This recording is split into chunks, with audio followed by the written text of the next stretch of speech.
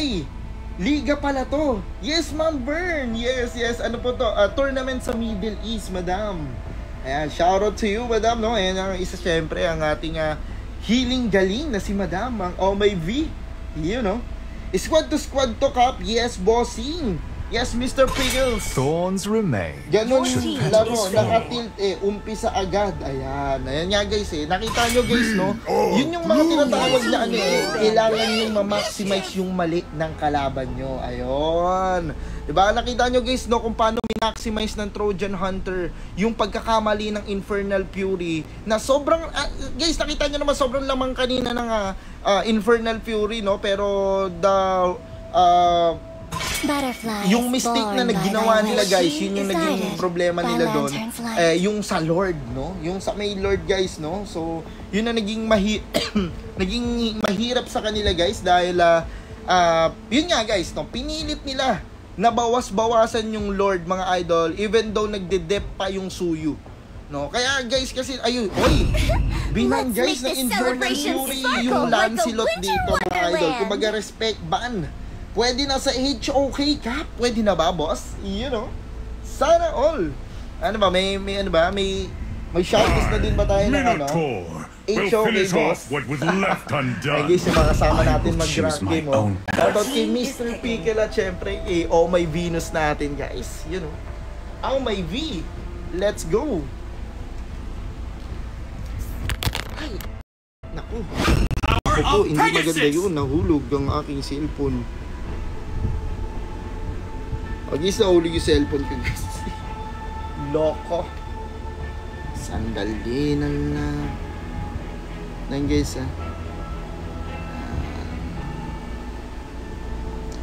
Ay, sinend ko lang din guys Eto ba yung chicks nyo, Kap? Chicks ko? Ay, lang nasa na yung The southern seas are my domain. Dali guys Mambi, chicks ka daw Mambi oh. Yan guys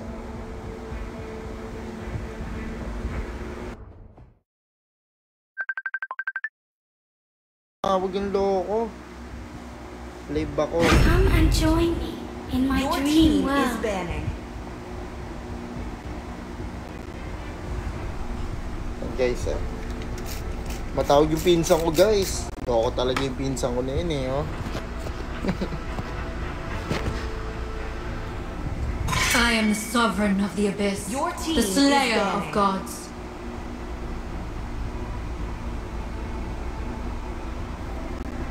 Sandali na lang.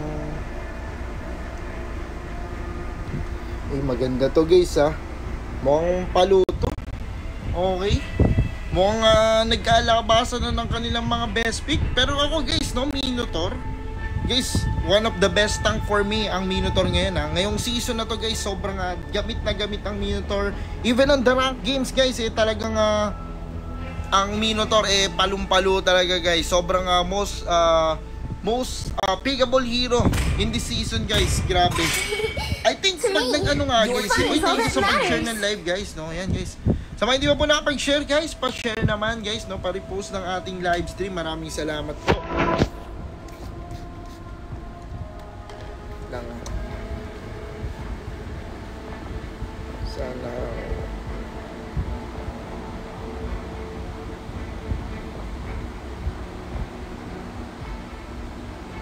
tapos maaari ba yan?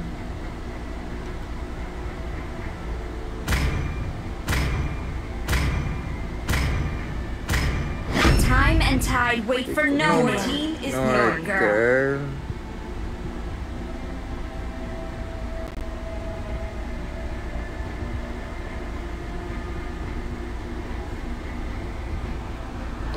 Galing kumanta, boss.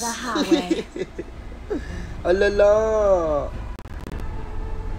Yes, ate. See value in me? Your team you is should. winning.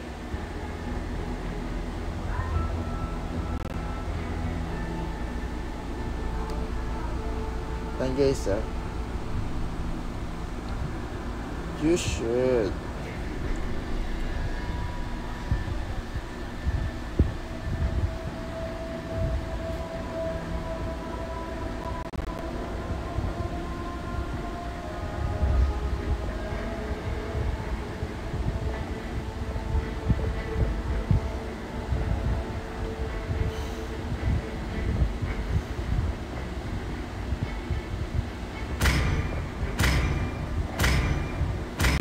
Aba guys, mukhang new meta ang mga gagamitin ng Infernal Fury guys. Hanzo is back. Okay guys nakita natin guys Infernal Fury talagang yung mga meta guys, no, talagang binabalik nila ang mga meta before guys, no. Mukhang nagbabalik na sa meta ang mga assassin heroes guys, no. Kanina nakita natin, no, na inilabas nila yung Suyu, but this time for our second game isang Hanzo mga idol. O kaya core Hanzo ang masasaksihan natin mga kaibigan. And let's see what will happen on our second game guys, no, kung kakayanin na bang makabawi ng kupunan ng Infernal Fury or patuloy na silang mailalaglag ng Trojan Hunter. Ayan guys, bakbakan time. Ito na yun guys, ito na yun. Welcome to Mobile Legends. Ayan, let's go guys, let's go. Ito na guys, grabe mga ilan na yun? Level 8, level 9, level 8, level 9. Anong tawag sa ganun guys? Di ko tanda yung anong tawag sa ganun Pero makikita natin, no, mukhang mag-i-invade agad. Okay guys, no, okay yung hindi alam. Oh my goodness, yun lang ang problema guys, no. Medyo na-distract sila dito kay pari nating Minotaur, habang si pari nating Judas ay nanguhudas ng red buff doon sa may bandang ibaba. Oh my goodness guys, no. So Infernal Fury lamang agad sila dito when it comes sa experience, no guys, no, dahil yung Fred rin nila ay nawalan na nga po agad ng red buffs mga idol. Pero ayun, yun lang yung problema guys, nagulat sila, wala na daw red buffs. Yun lang ang problema guys. Pero uy, mukhang aabutin yata guys, no? Okay, pero may retry battle pa na magaganap dito, pero nakuha pa rin ni pare nating Judas yung kanyang blue buffs. At guys, nako, medyo tagilid dito when it comes sa early rotation, no? Ang side ng Trojan Hunter mga idol. So I think Fredrin, they need to find a way na mag level 4 agad mga idol. But let's see guys, so Budge, ayun pala, Budge pala, tama, ayun, thank you. Nalimutan kasi yung tawag yung mga level badge na yan Sinaman, di ba? Pero ito na nga po guys, no, level 3 and almost level 4 para sa ating Judas guys. Grabe, level 4 agad guys for the first 1 minute and 35 seconds, habang guys level 3 pa lang. Level 3 pa lang dito si Fredrin mga idol. At dun sa mid-top lane ay mukhang bibigyan na dito si pan nating Sisi. And may kita natin, no, 3 members ang umiikot as of this moment, pero kanina bibigay ang kill. Let's give the first blood for tonight, and Levi will secure that kill. Oh my goodness mga idol, no. So nakita natin, no, na sobrang naging effective yung pagbuha doon ng isang Hanzo. And guys, this is a level 3 pa lang against sa level 4 na si pari nating Judas. Pero okay, mukha magpapa-level 5 na dito. At makikita natin, no, that this Fredrini is almost reaches his level 4 mga idol. At ito na nga po guys, no, makukuha niya na yung kanyang pang 4th level mga idolo. Pero level 5 na rin naman. Okay, lamang pa rin when it comes sa red siyang side ng ating Infernal Fury. Pero napaganda naman ang final slash doon. Pati-bata yung Arc at Impressive Devotion ginamit natin. Pero yung Dark dito ni Lunok na ginamit na. Pero si D ay mawawala. Sinas may pari natin from Green. Judas will hold it as well. At dito, hindi pa rin nagiging tapos yan. It's gonna be a double kill. Pati-bata natin Jules. Pero Levi guys, nakikipag-bike through pa dito sa 2 members ng silent. Oh my goodness, muntikan na po doon. Si pari nating Sisi, mabuti na lang that he has a second skill para maka-jump out pa nga doon sa ginawang pag-flicker second skill ay isang Lunox. Okay so magandang ipinapamalas dito ng side ng Infernal Fury mga idol, pero na-counter agad nila doon yung Hanzo mga idol. And guys, this is secret rin pa rin kasi mga idol, this is a utility jungle mga idol. Pero guys, si Juice ay magbibigyan ng anin po. Pero here comes the red battle dito. Dalawang top at Fred Ring was secured. The first little battle ultimate doon. Bakit natin yan siya ang idolo. At dito mawawala na si nating Lunox at hindi lang yon, Flicker kay Beatrix ay magagamit na rin. At guys, no, alam ngayon ng side ng Trojan Hunter that this Beatrix doesn't have its Flicker already, mga idolo. So, medyo mawawalan siya ng escape capability once na idadive siya dun sa may bot lane, mga idol, no? Pero, let's see pa rin kung ano magiging ganap dito. Galing ng rotation, sana di na magkamali. Ayan, guys, so napagandang rotation niya ng Infernal Fury. Even dun sa may first game natin sobrang nagdo-dominate din sila. Kaso nga lang guys, no, eto kasi yung mga game na bawal ka magkamali talaga, no? Kasi talagang malulupit yung mga kalaban, mga idol. And like I've said, magandang laban na magaganap doon, pero hindi pa ganun ka-enough yung damage ng isang Fredrin upang makapang one hit ng isang Minotaur. And take note kasi this is Minotaur, mga idol, pero dito second skill na magagamit na rin. Pero that Jason will secure that kill, pero ultimate na nga po doon with a killing spree, pero nagkamay Kruhan with a double kill para kay pari nating A3. Grabe yun guys. Alam natin issue, Ixia is one of the best or one of the strength ng isang Ixia, yung spell bump niya, mga idol, no? Habang may pre-hit siya, grabe yung lifesteal nung spell bump niya to the point na kaya kayong i-1 versus 2 situation at nakapatunayan niya nga po agad yun. Pero dito, okay, final slash ay hindi tatama doon, okay, no? Para kay pari nating di mga idolords, pero let's see guys. So go Armin, sabi dito ni Ma'am Guru. Go for the go. Pero si Armin ay nabigyan doon sa may bandang ibaba. Okay guys, so at nabigyan na nga po 9-5 ang ating standing guys, no? At mukhang magkakasubukan na naman sila dito. At ito na nga po guys, so ito na, nabigyan dito si pari natin uy, hindi pala, doon pala sa may bot lane yun guys. So that was an off-cam kill, pero makikita natin guys, no, ito yung problema sa isang Hanzo guys. Yes, makaka-invade kayo ng objective, pero dito may missing na mangyayari doon at medyo napalalim doon ang isang badang. Okay, so ito guys, no, ipapaliwanag ko sana na ang problema kasi talaga guys sa isang Hanzo sobrang lambot ng Hanzo. Yes, the damage is there, but the problem is kaya niya bang i-sustain yung damage pabalik ng kalaban. Pero dito guys, mukhang aabangan yung kanyang katawan, pero may knock-up na gagawin. Pero guys, yung katawan niya ay sumama sa kanya, pero may pagsalili kasi natin Sisi. Pero si Manny natin Fenrir ay mababagsak doon. At ito yung sinasabi ko sa inyo guys, no, kung bakit gamit na gamit ang isang Minotaur. Dahil almost dying na siya, but still nakasurvive pa rin siya doon. And it's gonna be a good unstoppable para kay pari natin Amy. And double kill as well guys. Nako, medyo delikado sila guys, no, yung Ixia yung nakakakuha ng kill. And guys, this is a 6-0 Ixia. And look at this item guys, already 2 items guys, no, yung corrosion side and Sky Piercer already ay nakuha niya na agad, mga idol. And I think this will be a scary situation from the side of Infernal Fury guys, no, dahil yung marksman dito ng side ng Trojan Hunter medyo nagkakaroon ng kill. At hindi lang yun guys, lahat ng kill ay napupunta sa kanya. Kalahati nung kanilang score ay nasa Ixia, mga idol. Pero look at this, okay, perfect timing dito, pero magandang frame of demotion at ultimate dito, madanga hindi lang yun yung paglapag-ban natin Ixia. Pero flicker was there, pero dito si pari natin B ay nag-aabang lang doon at shutdown na nga rin po. Pero under the third time ang gagawin at yun yung the final round para kay pari natin Arnold. Double kill para kay pari Arnold with a maniac pa ba po?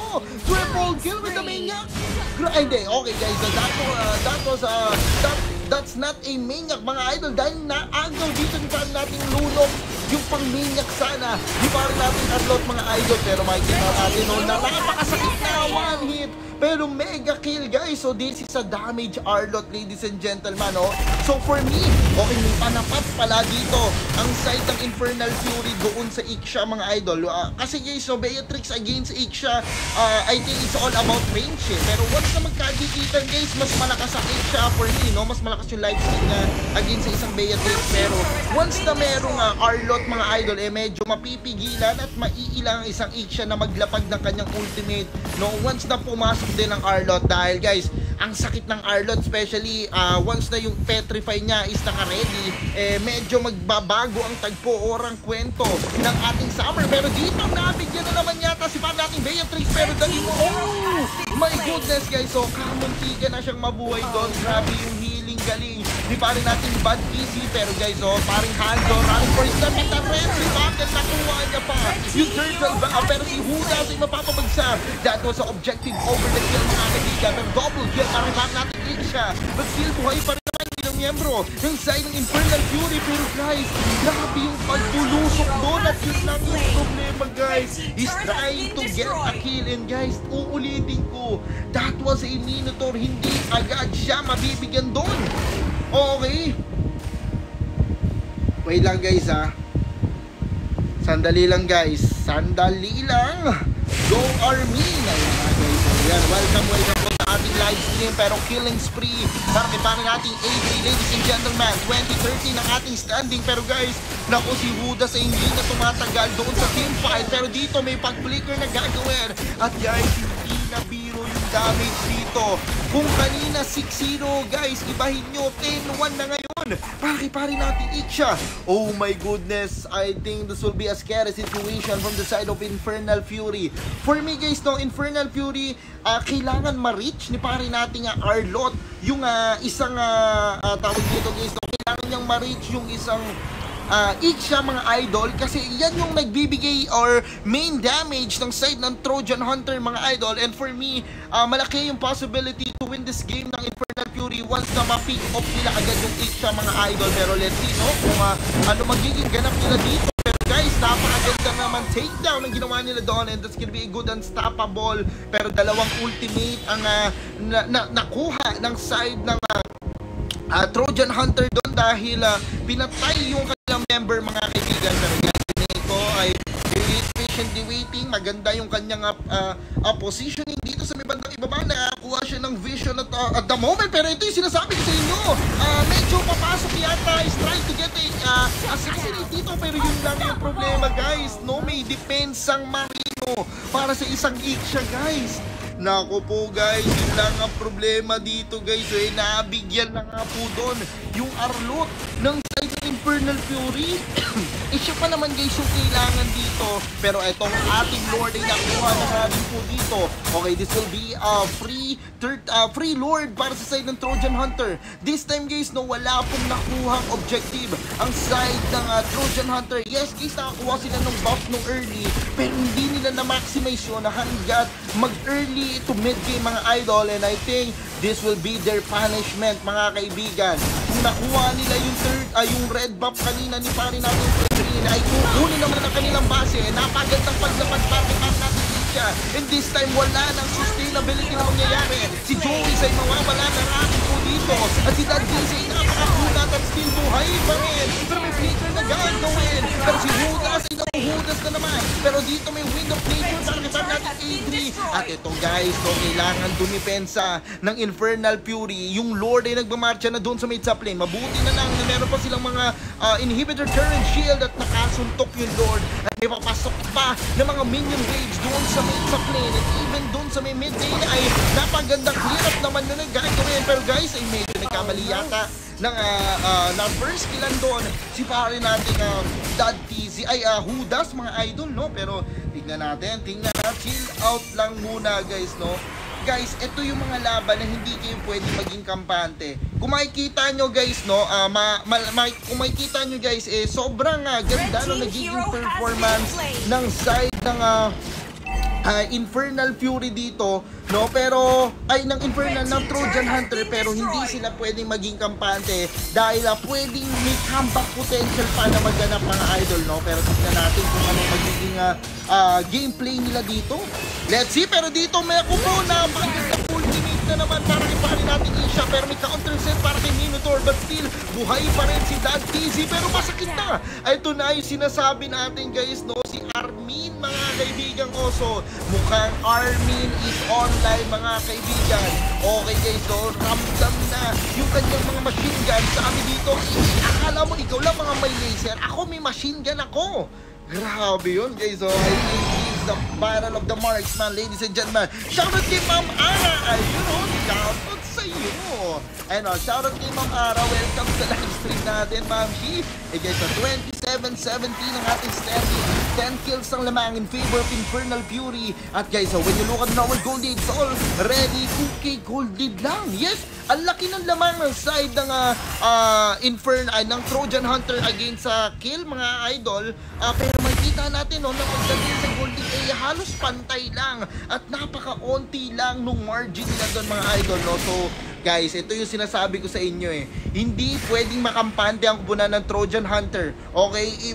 If kailangan nilang gawin ng lahat, guys, no, they need to protect their marksman at all cost, mga idol. Kung gusto nilang ma-2-0 dito ang side ng Infernal Fury, dahil this will be their main damage, mga idol. And once na mawala yung issue dito, medyo magbabago na naman ang tagpo. I think may comeback na naman na potential para sa side ng Infernal Fury. Pero ito na po ang ating Lord, nakuha na ng side ng Infernal, mga kaibigan. Pero dito ay magagamit na nga yung ultimate para kiparin nating Hanzo. Pero look at this, napakagandang tali at si Armin na nabigyan doon.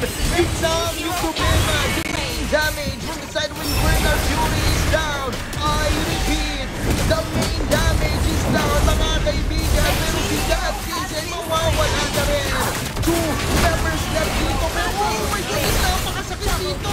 Grabe, double kill. Si Judas na lang ang nananatiling nakatayo upang dumipensa sa kanilang base, guys. Ito na ba ang inaantay na win ng side ng Infernal ng Trojan Hunter? At tapos na yata ang laban. And congratulations, Trojan Hunter, for the 2-0 na standing. Victory! Oh my goodness, guys, na-pick up, napakagandang tali ni